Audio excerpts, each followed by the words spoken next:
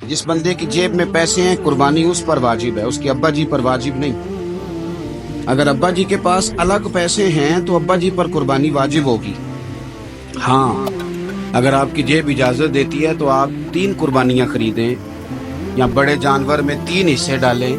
तो अब आप 2 वालदैन की हो गई, 1 आपकी अपनी हो गई, लेकिन जब तक आप पर वाजिब कुर्बानी आप नहीं देते तब तक वालदैन की कुर्बानी देना दुरुस्त नहीं है, क्योंकि ये दीन में वाजिब है। जो नमाज आप पे फर्ज है वो आपने पढ़नी है, और जो अब्बा जी पे फर्ज है वो अब्बा जी ने पढ़नी है। इस मसले को भी जरूर ज़हन नशीन करें। उससे अगली बात जो और ज्यादा जरूरी है उसका जरूर ख्याल फरमाएं। हिस्से डाले जाते हैं कुर्बानी के हिस्से, तो 6 हिस्से हो गए, अब 7वां हिस्सा मिल नहीं रहा, तो एक तगड़े से बंदे के पास जाके मालदार से कहा कि चौधरी साहब हिस्सा डाल ले, एक हिस्सा कम है।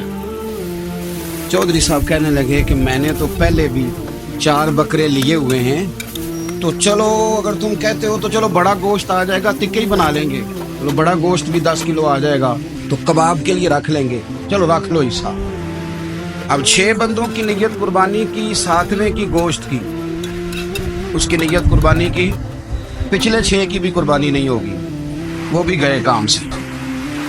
आप इस बात को समझें कि कुर्बानी का मतलब यह है कि खालिस अल्लाह की रज़ा के लिए मखसूस वक्त में मखसूस जानवर ज़िबा करना।